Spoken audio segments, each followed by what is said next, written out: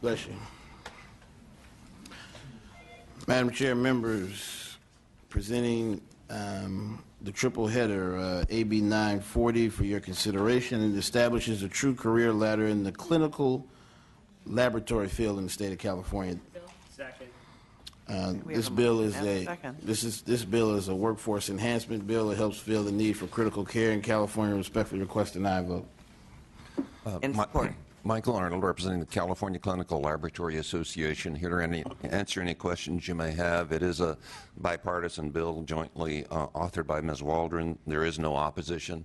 I would note that your committee staff did an excellent job of analyzing the bill, and we appreciate that. A very, very fine analysis. Thank you very much. Okay. And one more thing, I'm sorry, Madam Chair. We're also committed to working with your staff on amendments to address the implementation issues raised in the analysis as the bill moves forward. Okay. Seeing no others in support, anyone in opposition? Seeing none and no questions from the committee, we do have a motion and a second. This is a due pass to appropriations. Bonilla. Aye. Bonilla, aye. Jones. Baker. Aye. Baker, aye. Bloom. Aye. Bloom, aye. Campos. Campos, aye. Chang. Chang, aye. Dodd. Dodd, aye. Eggman. Eggman, aye. Gatto. Gatto, aye. Holden. Mullen. Mullen, aye. Ting. Wilk. Aye. Wilk, aye. Wood. Wood, aye.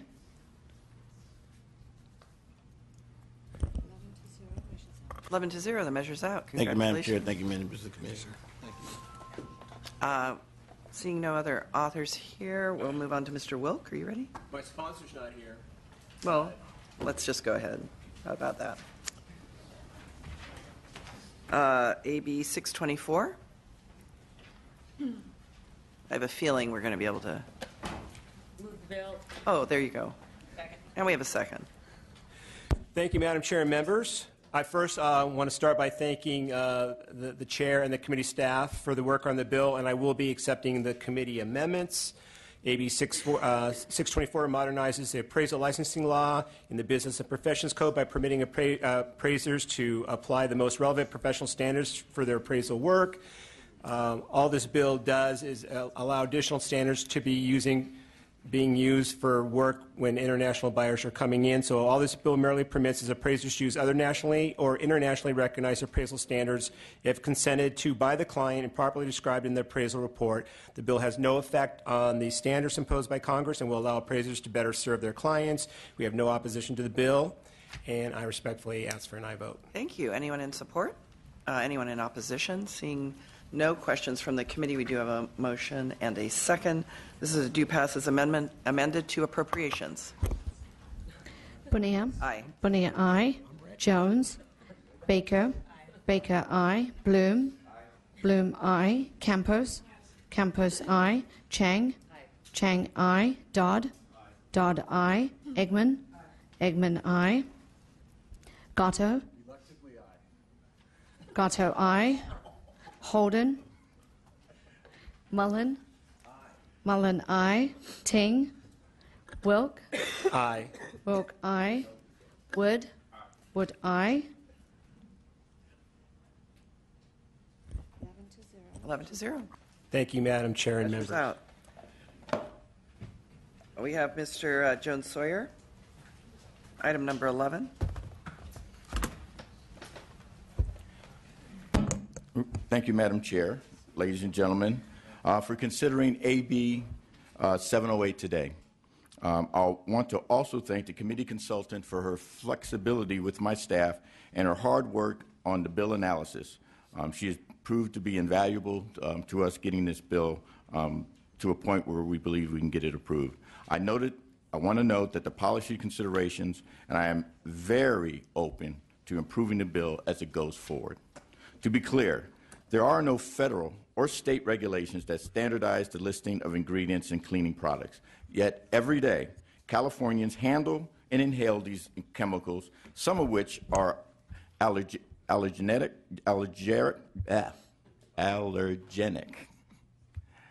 or toxic with prolonged exposure.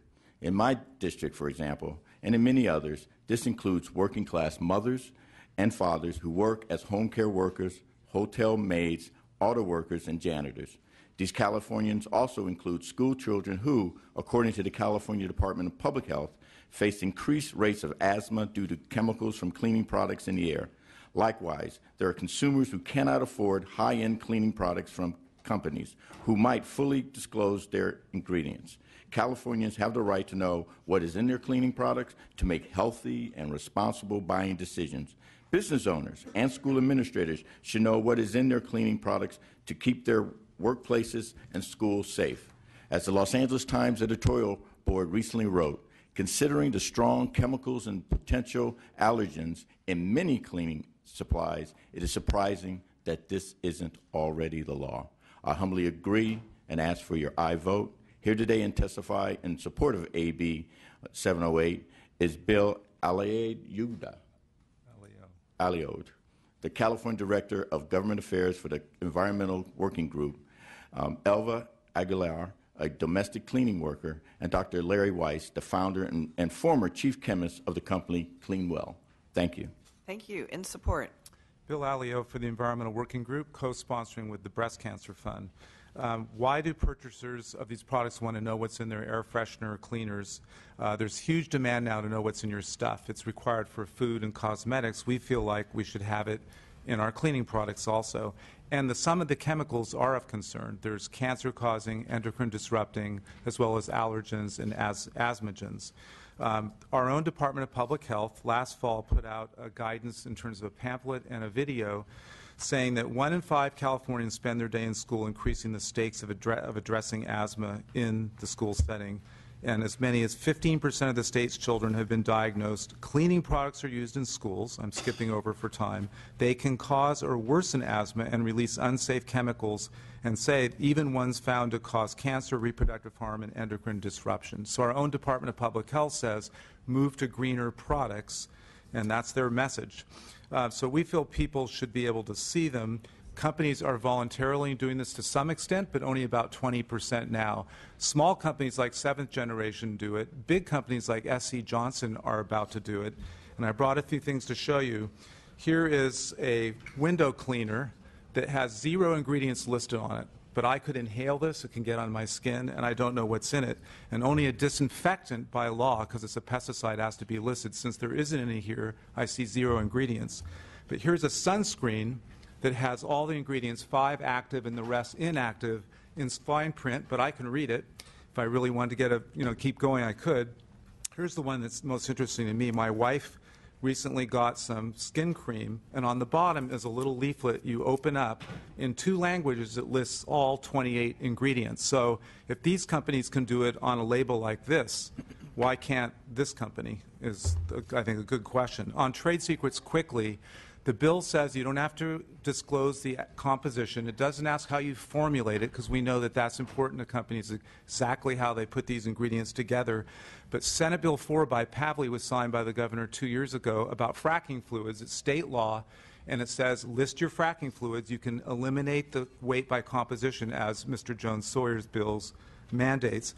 People are fracking all over Kern County, and we're seeing the chemicals. Life goes on.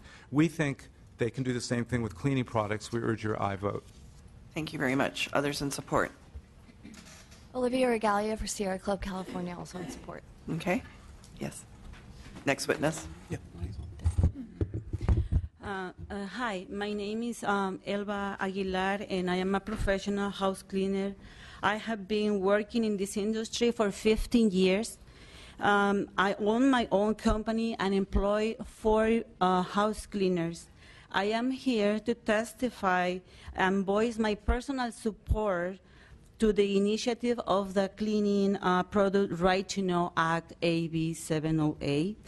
Has been very difficult for workers like me to find ingredient information for household cleaners, because you can find all the ingredients on the product level. This is dangerous, as without this information, it is impossible to know what ill effects ingredients may have on my health and the health of my employees. My story is a personal testimony of the negative health effects that can result from the use of household cleaners. In my first years of this work, I gradually became sick for exposure to the chemicals on these products. It took a while for the doctors to realize I had become allergic to the chemicals in most household cleaners. And since companies did not disclose all the ingredient information, it was impossible for me to know exactly what ingredients were causing my health problems. From that moment, I decided to make my own cleaners. I learned to make my own household cleaners from safer ingredients, like vinegar. I also changed the name of my company to reflect the new pro-ecology emphasis. That's a Green Mate. And I think passing AB 708 to require the label to the list the ingredients in a given cleaning product will enable many to become aware to the noxious effects on some ingredient and therefore give them the information they need to take preventive measures when handle those cleaners, such as face mask, gloves, special protective clothing, or more importantly for me is give them the ability to avoid all the product together. I'm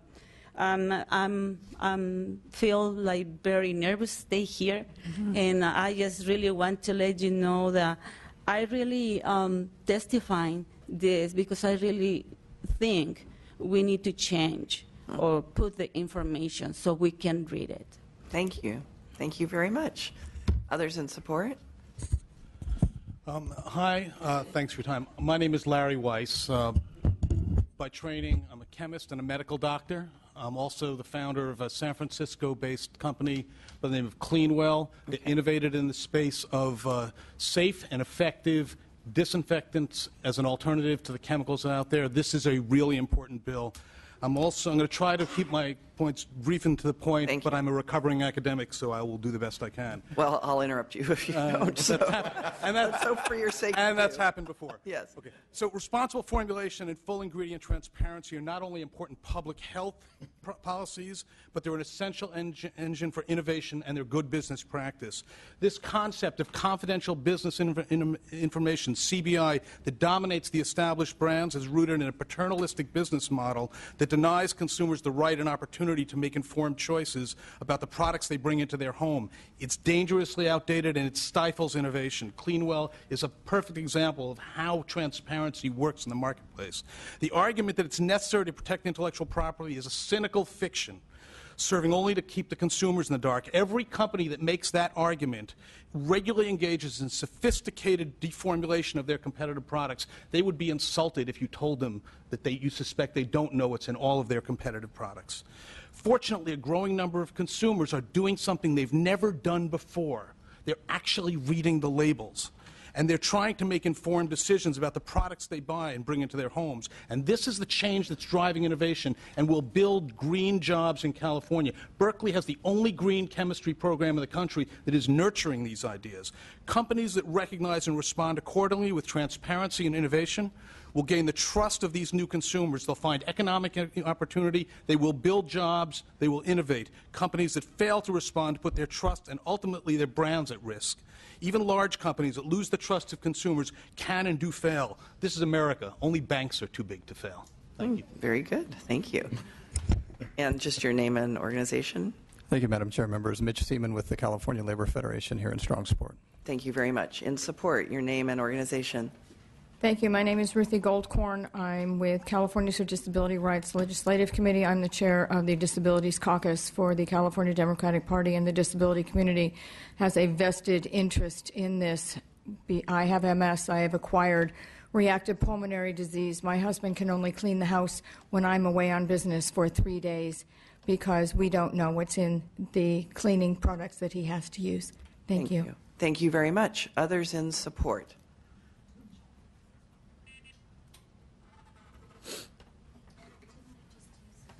Good morning. Catherine Alcantar with the Center for Environmental Health and the Change Coalition, Californians for a Healthy and Green Economy. Want to add that full disclosure is important because there's still a digital divide. Okay. So we do need that on the label. Thank you. And in support, your name and organization only. Thank you. Hi, Nancy Biermeyer with the Breast Cancer Fund. We're one of the sponsors of this legislation and urge your aye vote. Thank you so much. Others in support. Sarah Tangerala with Women's Voices for the Earth urge your support. Fragrance allergies affect up to 11% of the population. Californians have the right to know. Thank you so much. Emily Ruman on behalf of the Campaign for Safe Cosmetics. We urge your aye support. Thank you. Thank you. Vina Singla with the Natural Resources Defense Council in support. We urge your aye vote. Thank you. All right. In opposition, I invite you to come up to the table. 3 witnesses.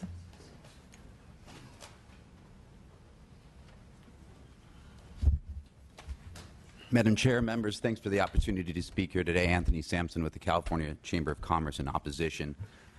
At the outset, I just want to make sure it's important to note that our opposition should not be equated to opposition to consumer protection. Consumers should be adequately warned and informed about product risks, particularly risk related to cancer, reproductive toxicity, and other hazards. Importantly, each and every consumer product this bill seeks to regulate is already subject to a multitude of state and federal labeling and disclosures laws that collectively require manufacturers to warn about these very risks.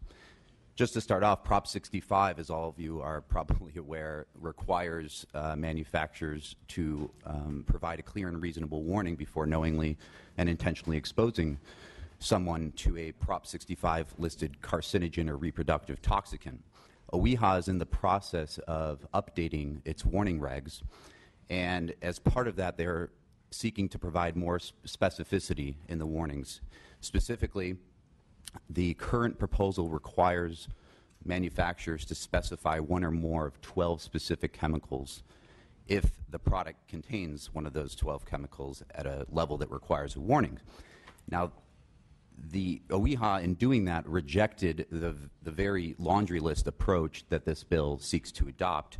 And I quote, OEHA stated with its initial statement of reasons accompanying the regulations, I quote, many public interest organizations ask that all listed chemicals intended to be covered by the warnings be disclosed in the warning. After careful review of those concerns, OEHA determined that the approach in which only certain chemical names must be included in the basic warning message would better inform the public concerning common chemical exposures than the current regulation without excessively burdening business, end quote. AB 708 goes exponentially further by requiring manufacturers to list all chemicals regardless of whether such chemicals pose any risk at all. Second, the Federal Hazardous Substances Act regulates every consumer product AB 708 seeks to regulate and requires a system of risk evaluation and risk-based labeling administered by the U.S. Consumer Product Safety Commission. Through these regulations, the point of purchase label informs consumers about the potential hazards, appropriate handling and storage, applicable first aid information, and how to minimize risk to children.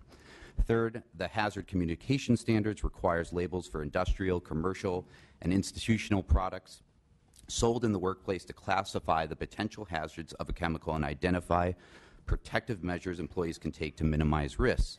AB 708 would expand this program to include substances without classified hazards, explicitly contrary to its stated purpose. And finally, this body in 2008 enacted a bipartisan package of bills requiring DTSC to adopt regulations to establish a process for evaluating chemicals in consumer products and to determine how to best limit exposures to or the level of adverse public health and environmental impacts posed by the chemicals in a product. That regulation, known as the Safer Consumer Products Regulation, was finalized in 2013. And just last week, DTSC released its 3-year work plan identifying future candidates for regulation. Many of the products this bill seeks to regulate have been named in the 3-year work plan as future targets. And lastly, and perhaps most troublesomely, contrary to all of the labeling and disclosure laws I just discussed, AB 708 provides absolutely no confidential business information protection. CBI is what drives research and innovation to make better, safer, and more sustainable products. If businesses knew that their competitors can simply steal their formulas for such products, there would be absolutely no incentive to innovate. This is a great disservice to both businesses who want to deliver innovative products and to consumers who want to use those innovative products. I urge your no vote. Thank you. Good morning. Daniel Lee Cox with Greenberg Traurig, representing the American Cleaning Institute. I'll just enhance a couple areas brought up there. On the subject of other consumer products in other areas, it represented that there are areas where we have this kind of full disclosure. And fragrances are typically allowed for to be identified in a functional category because even in cosmetic products. And that's because they can have up to 100 ingredients, and in compliance on a label with when you have that many is practically impossible, or where it is possible, it interferes with these other regulatory schemes because there's a focus on providing the consumer with the information that they need to know, the hazards. This is typical even with food. When you eat food, you look on the list, you might see something listed like banana. Well, that's a package of substances. It contains many ingredients taken up from the soil. Any food product does, and they're identified as banana, not the great many of individual substances that would be in there. And that's been a perfectly workable, practical system. On the subject of workers, just a little bit more. At the federal level in 2012 and here in California in 2014, we adopted updates to our hazard communication system for workers to conform with the globally harmonized system for warning. And the point of this was to do away with the patchwork of safety data sheets and label warnings for workers in order to reduce the amount of information and make sure that it's what they need to know in terms of identify the hazards and what they need to know about those hazards, because it was found that the patchwork and the volume was interfering with providing what the workers need to know. And it was intended to be a comprehensive system, and that every item listed on there be classified as to its hazard. And if it doesn't have a classified hazard for that product, that it not be listed. And this requirement in that arena would be very contrary. The last thing I'll say is that we've been down this route 2 or 3 times. ACI was a sponsor of a previous bill. We ran into the impasse on CBI, and we haven't heard anything in this debate that indicates that will change. All right, thank you. 2 minutes remaining. Our final witness. Good morning. Nicole Quinones, representing the Consumer Specialty Products Association and the International Fragrance Association of North America. We are actually both opposed unless amended to AB 708, and while we appreciate the amendments taken by the author previously, they do not address our main concerns with the legislation, so we still are opposed unless amended today. First, I'd just like to note that we agree with all the concerns raised by the opposition that you already heard. Ingredient communication, we believe, is a valuable tool for consumers when it's appropriately balanced with the various hazard communication and trade secret protections already in place federally at the state level and in our voluntary industry ingredient communication program. Unfortunately, AB 708 falls short of that balance. The ingredient disclosure required on the product label is so broad, it could result in over 100 different ingredients being listed on the label. Important hazardous and safe use instructions could get lost on that crowded label, and for this reason, we would like product manufacturers to have a choice between listing their ingredients on the label or on the product website. Furthermore, it's critical to protect confidential business information and trade secrets to encourage innovation. The sponsors feel that by not requiring manufacturers to disclose the percentage of each ingredient on the product, they are protecting trade secrets, but we disagree. While the percentage of the formula may be exempt, the bill requires the manufacturer to disclose the purpose of each ingredient on the product. So, for example, every fragrance ingredient would be labeled as such on the website, giving the necessary information to recreate that scent. Fragrance is an example of the trade secret protections we are seeking. In other programs, such as the Cosmetic Labeling Act, personal care products are allowed to identify fragrance ingredients as a functional category. That is, they can list fragrance on the label. We do not understand why fragrance should be treated differently in these products.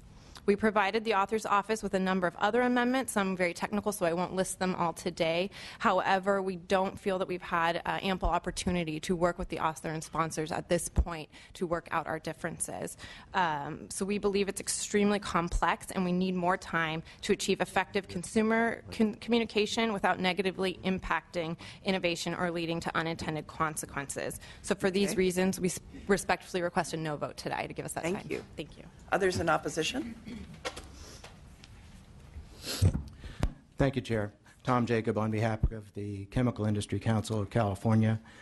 We strongly oppose this bill, and I feel compelled to clarify that our position with respect to CBI does not in any way imply that we reserve confidential information from regulators. We freely provide regulators with CBI information because they have laws and practices in place to protect it from our global competitors. Thank you so much. Please just state your name and organization. Mike Rogi with the California Manufacturers and Technology Association, in opposition for the reasons previously stated. Thank you.